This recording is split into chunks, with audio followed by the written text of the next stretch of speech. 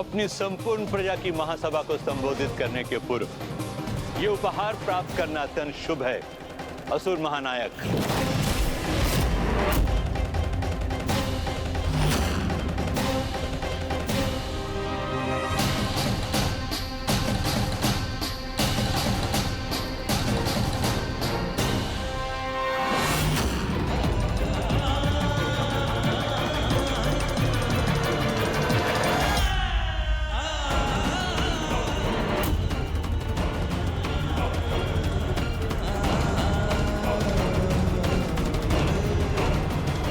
हमारे ब्रह्मांड के इंद्रदेव के साथ अन्य ब्रह्मांडों के देवराज भी ऐसे अपमानित हों, ये मैं सहन नहीं कर सकता। तुम चिंता मत करो अनुज गणेश, शीघ्र ही इससे कोई भूल अवश्य होगी, क्योंकि इतनी अपार शक्ति से तो किसी की भी सद्बुद्धि दुर्बुद्धि में परिवर्तित हो सकती है। फिर ये भंडासुर जैसा दुष्ट तो अवश्य ही कोई ऐसी आरंभिक भूल करेगा जिसके पश्चात ये अनेकों भूल करने पर विवश होकर अपने पतन की ओर अग्रसर अवश्य होगा।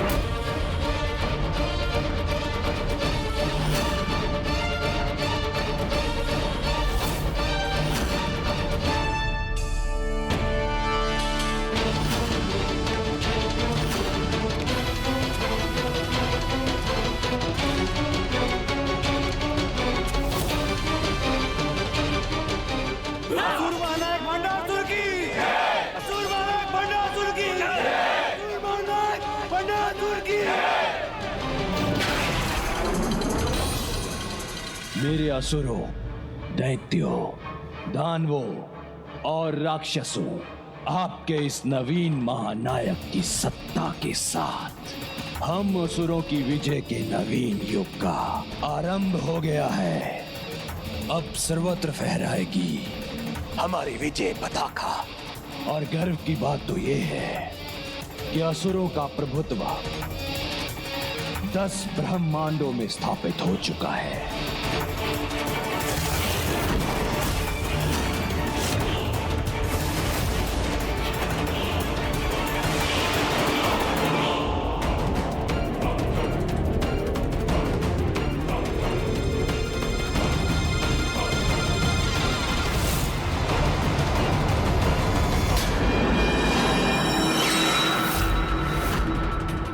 असुर महानायक भंडासुर जी की, असुर महानायक भंडासुर जी की, असुर महानायक भंडासुर जी की। ये तो मात्र अभी एक आरंभ है। अपने पुत्रों और अपने भ्राताओं के साथ सभी शेष ब्रह्मांडों पर विजय प्राप्त करूंगा मैं। इसलिए आप सभी तो बस धन, काम, क्रीड़ा और मदिरा का आनंद लीजिए, क्योंकि मेरे राज्य में किसी पर कोई बंधन नहीं। पूजा पाठ व्यर्थ है, त्यागिए इसे। धर्म एक बेड़ी है, छिन्न भिन्न कर दीजिए इसे और आनंद में मग्न हो जाइए।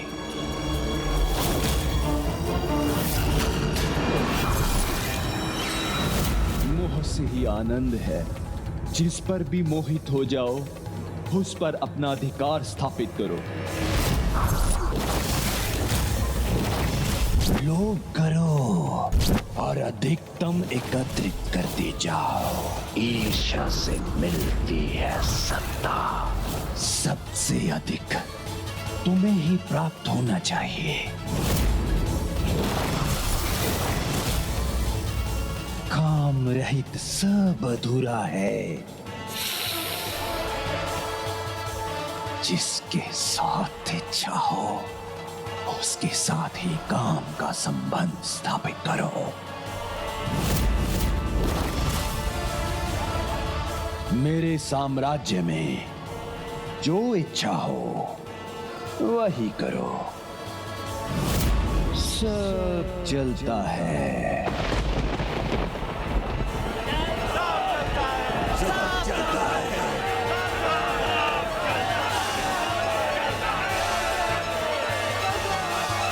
यहाँ मेरा कार्य संपन्न हुआ।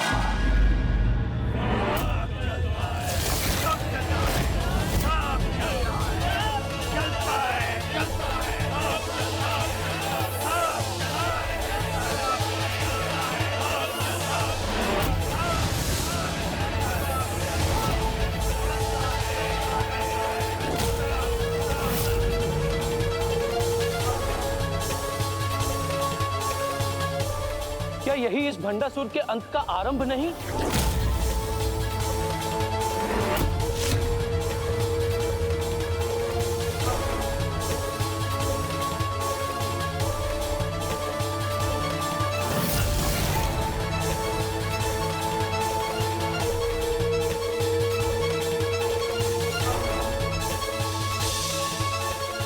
प्रणाम विघ्नहर्ता श्री गणेश जी।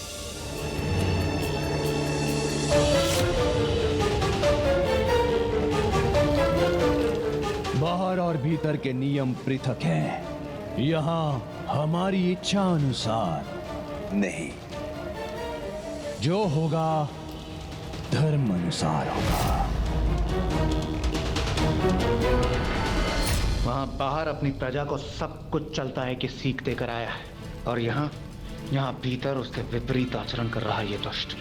यहाँ कोई भी दोषपूर्ण व्यवहार, अधर्म, पाप कदापि स्वीकार नहीं करूंगा मैं। और मेरे भवन में निरंतर अनुष्ठान का होना अनिवार्य है।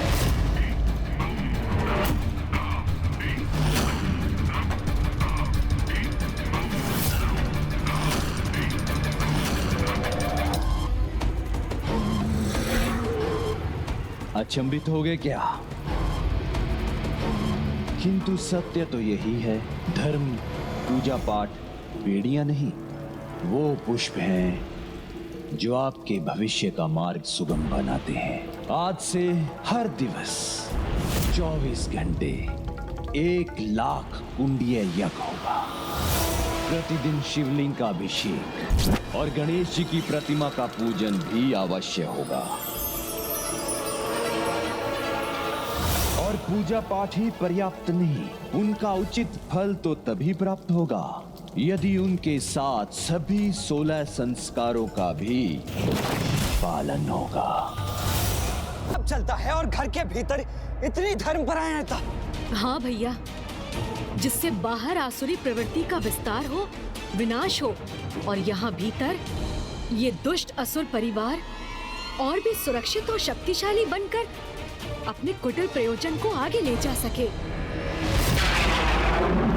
प्रथम संस्कार, गृह में सदा तांबुल अथवा पान का सेवन हो, और विशेषकर गृह की स्त्रियां ऐसा अवश्य करें, क्योंकि तांबूल के प्रयोग से गृह में सदा श्री और सौभाग्य का वास होता है। और दूसरा संस्कार, शौच के उपरांत चरण धोए बिना कोई भी गृह में प्रवेश या पूजा पाठ नहीं करेगा, क्योंकि शौच के उपरांत चरण न धोने से कलयुग का प्रभाव होने पर दुर्दिन का आरंभ होता है। तीसरा संस्कार, गीले चरण लेकर कभी निंद्रा हेतु शैया पर नहीं जाना, क्योंकि इससे कुविचारों को प्रोत्साहन और दरिद्रता को आमंत्रण प्राप्त होता है। और चौथा संस्कार, निर्जन स्थान पर कभी अकेले निंद्रा नहीं करना। इस संस्कार के पालन से शत्रुघात का भय क्षीण होता है।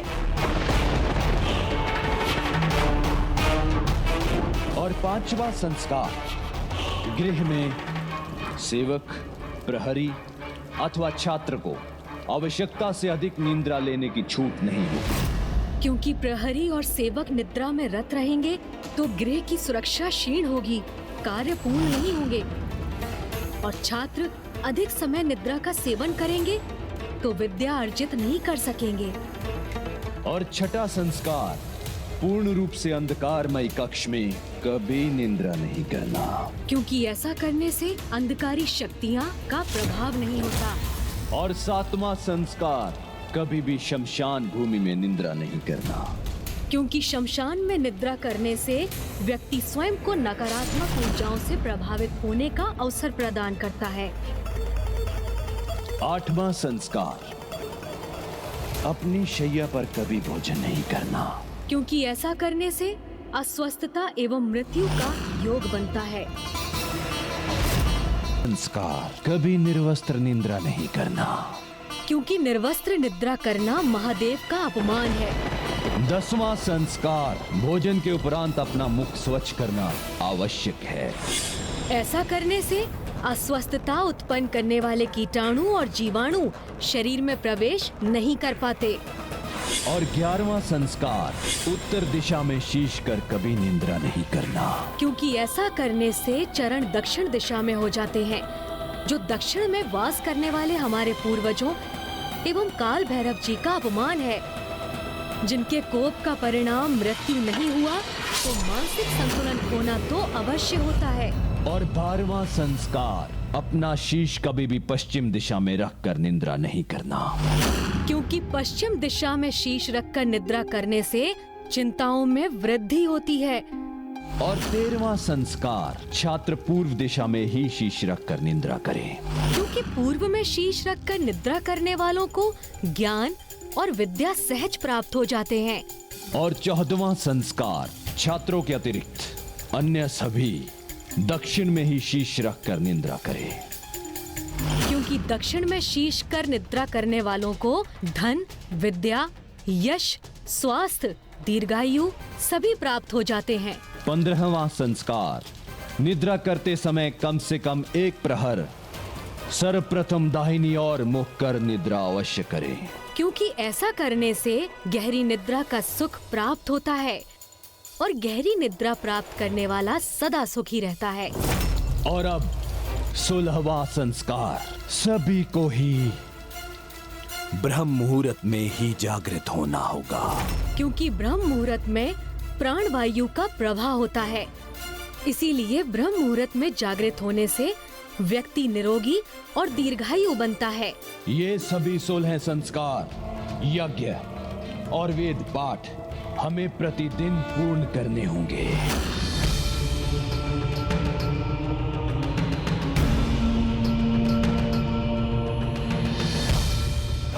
मुझे इसे धर्म पथ से भटकाने के लिए कोई उपाय तो सोचना ही होगा।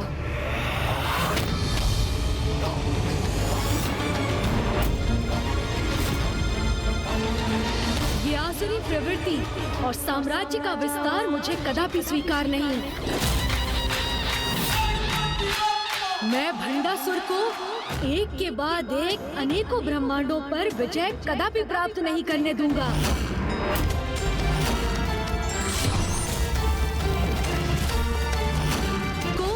एक के बाद एक अनेकों ब्रह्मांडों पर विजय कदापि प्राप्त नहीं करने दूंगा।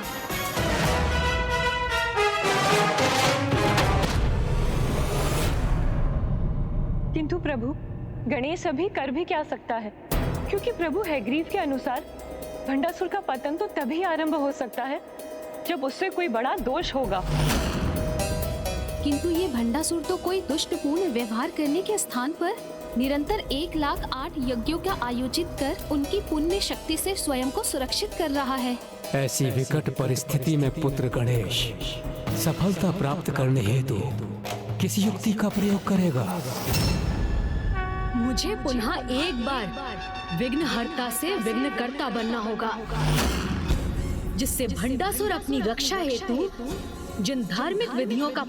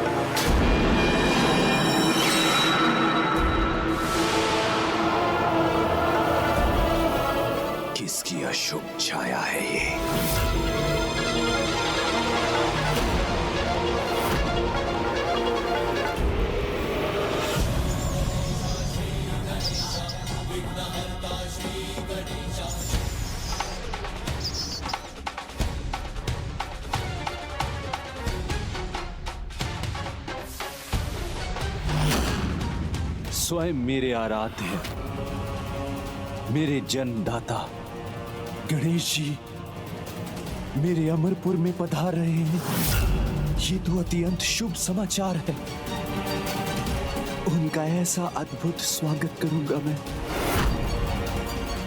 उनके आशीर्वाद से अमरपुर सदैव के लिए अमर हो जाएगा।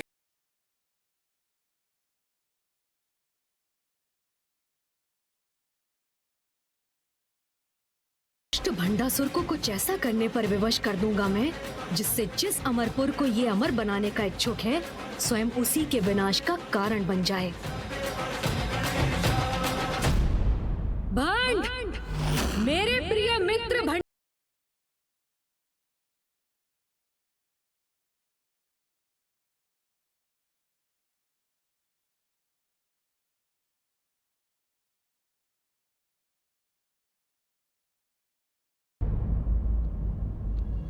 मेरे अमरपुर में पधार कर हमें साक्षात दर्शन देने हेतु आपका कोटि कोटि धन्यवाद। अब स्वागत हेतु अपने चरण धोने की अनुमति देकर हमारे सौभाग्य में और वृद्धि का अवसर प्रदान कीजिए। तुम्हारी प्रथम भूल तो यही होगी भंडासुर। मैं तुम्हें अपने चरण नहीं धोने दूंगा, जिससे तुमसे अतिथि सत्कार के नियम का उल्लंघन होगा। सब चलता है, यही विचार है ना तुम्हारे जीवन का आधार? यही कहते हो ना सदा? तो अब देखना किस प्रकार तुम्हारे इसी विचार का प्रयोग कर मैं तुम्हारे जीवन का ही सर्वनाश आरंभ करूंगा और तुम्हें पाप का भागी बनाऊंगा। मैं तो यहाँ मात्र तुमसे भेंट करने आया हूँ मेरे प्रिय मित्र भंड कुमार, और मित्रों के मध्य इस औपचारिकता की भला क्या आवश्यकता? ये तो चलता है ना? चलता तो है प्रभु, किंतु ये कैसे चल सकता है? अतिथि भगवान का रूप होते हैं और यहाँ तो स्वयं भगवान मेरे अतिथि के रूप में आए हैं, जो प्रथम बार मेरे अमरपुर आए हैं। तो आपके चरण धोकर आपका स्वागत करना तो अनिवार्य है। इस अत्यंत महत्वपूर्ण संस्कार का पालन तो मैं अवश्य करूंगा। नहीं मित्र भंडासुर, सम्मान का भाव तो हृदय में होना चाहिए, और वो तो मुझे स्पष्ट दिखाई दे रहा है। फिर तुमने मेरे चरण धोए अथवा नहीं, इसकी चिंता त्याग दो, क्योंकि तुम ही तो कहते हो सब चलता है। इतने अचंभित और स्तब्ध मत हो मित्र, ये तुम्ही से तो सीखा है मैंने। चलो अब मुझे अपने भवन में प्रवेश कर यहाँ की भव्यता के दर्शन तो करने दो। तो इस प्रकार अपने भवन में विघ्न का स्वागत करेगा भंडासुर।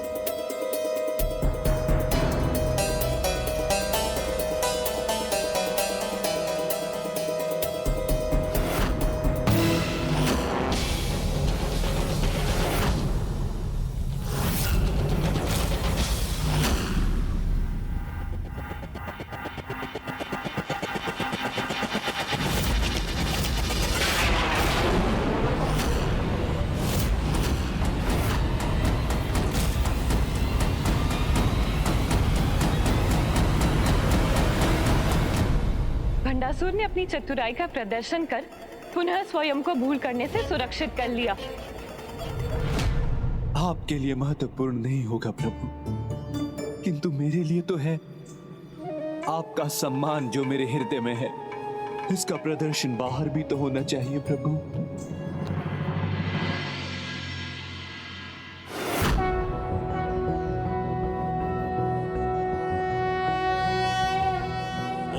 नमस्ते गणपते त्वमेव प्रत्यक्षं तत्त्वमसि त्वमेव केवलं कर्तासि त्वमेव केवलं धर्तासि त्वमेव केवलं हर्तासि त्वमेव सर्वं खल्विन्दं ब्रह्मासि।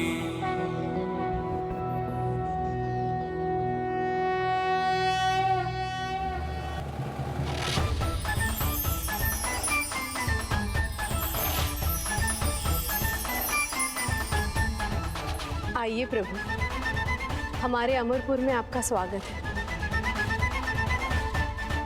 आइए प्रभु। मेरी प्रथम युक्ति तो विफल हो गई। भंडासुर को मेरे चरण धोने का पुण्य प्राप्त हो गया। मुझे उसे भटकाने का और प्रयास करना होगा।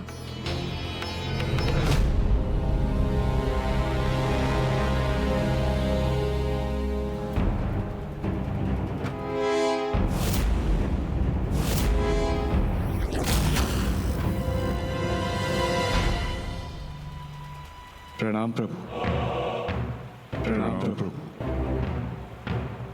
प्रभु, युद्ध में पराजित इन बंदी इंद्रदेवों की चिंता मत कीजिए। इन्हें मैं प्रताड़ित नहीं कर रहा हूं। इनकी अधीनता के परिणाम स्वरूप बस कुछ सेवा ले रहा हूं। इतना तो चलता है ना प्रभु। अच्छा, किंतु युद्ध का नियम तो यही है कि पराजित राजा भी राजा के अनुरूप सम्मान का अधिकारी होता है। किंतु तुम तो असुर महानायक हो, युद्ध के धर्म के विपरीत आचरण भी कर सकते हो। इतना तो चलता है ना? क्या हुआ भंडासुर? तुम चिंतित क्यों हो गए? चलता है ना? नहीं नहीं प्रभु, मुझसे कोई त्रुटि हुई है और मेरा कर्तव्य है कि मैं उसमें सुधार करूं। आज से इन्हें मेरी राजसभा में उपयुक्त आसन दिए जाएंगे। ओह, तो तुम अभी भी इन्हें अपने समक्ष ही रखना चाहते हो? उसके पीछे का प्रयोजन भी ज्ञात है मुझे कि कहीं ये मुक्त हो गए तो तुम्हारे विरुद्ध अपना संपूर्ण बल एकत्र कर तुम पर आक्रमण न कर दे, है ना?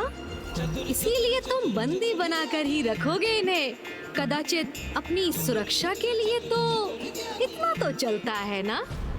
क्षमा कीजिए प्रथम पूज्य गणेश जी, कदाचित आप ये भूल रहे हैं कि ज्येष्ठ भ्राताश्री को महादेव का वरदान प्राप्त है। उन्हें कोई भी क्षति नहीं पहुंचा सकता। और ये दुर्बल इंद्रदेव, इनमें से तो किसी का इतना भी दुस्साहस नहीं मेरे भ्राता के समक्ष अपना शीश उठाने का भी दुस्साहस नहीं कर सकता। बस बहन दोमिनी, प्रभु यहाँ अतिथि के रूप में आए हैं,